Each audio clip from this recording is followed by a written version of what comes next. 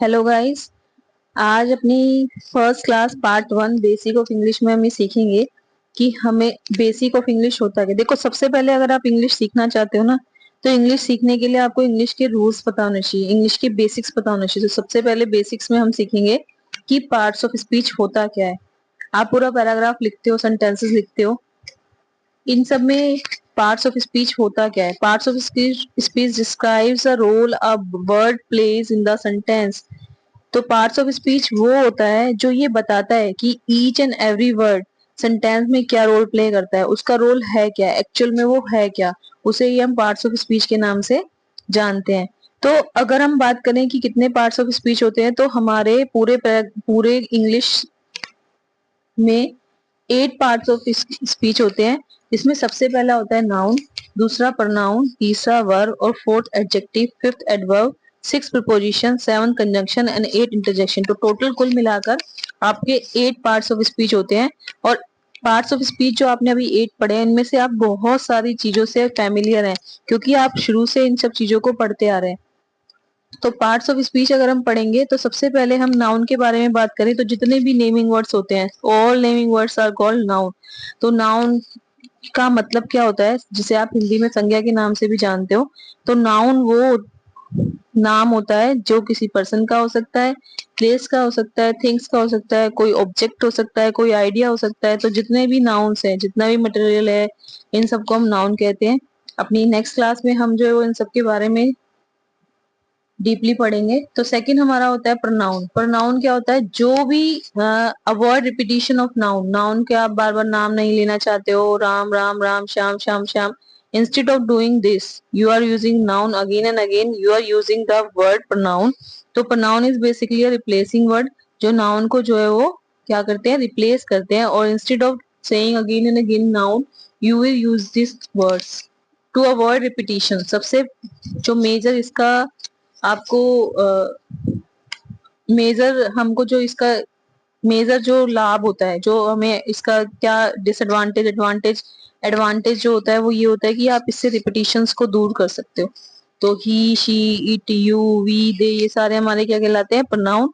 अब प्रोनाउन और भी होते हैं, बट हम बाद में इसको समझेंगे। अब हम बात करते हैं वर्ब की। तो जितने भी एक्शन वर्ड है, हंसना, खेलना, रोना, खाना, सब, खाना, सोना, पहनना, कटिंग करना, ये सारे जो भी हैं, ये सारे हमारे क्या कहलाते हैं, ये वर्ब्स कहलाते हैं। और वर्ब्स जो है वो कई तरीके के होते हैं, जैसे ट्रांजिटिव वर्ब, इंट्रांजिटिव वर्ब, ये सब हम आगे की क्लास में पढ़ेंगे। अभी फिलहाल आप इंट्रोडक्टरी क्लास में सिर्फ आपको यही समझाया जा रहा है कि ये एक्चुअल में होते क्या है।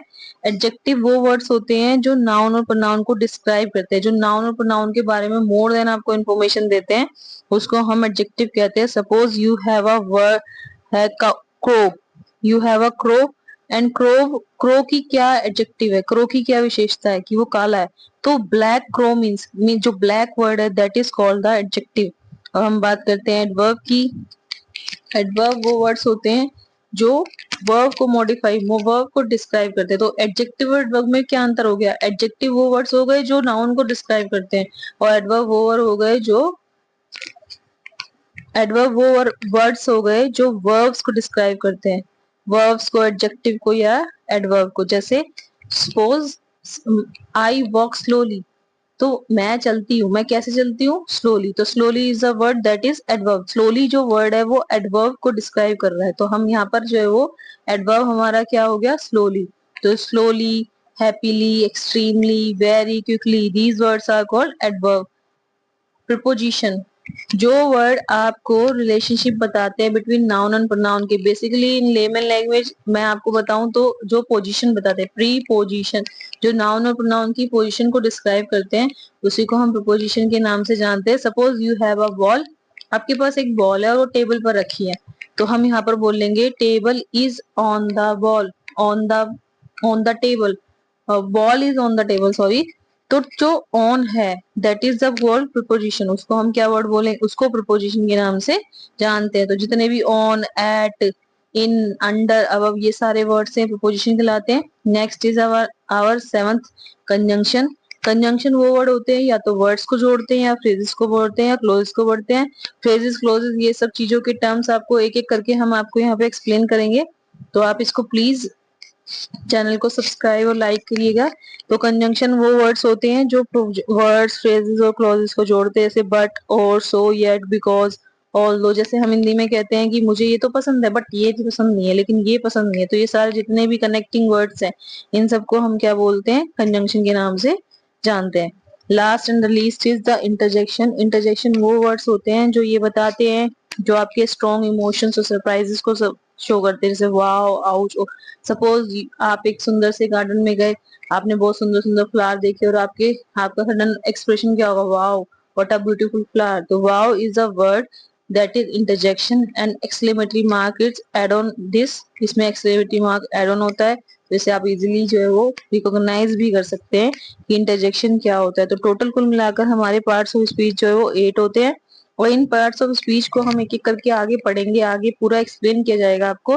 तो please stay tune with us, and video अच्छी लगी तो इसे लाइक एंड सब्सक्राइब करें। Thank you so much.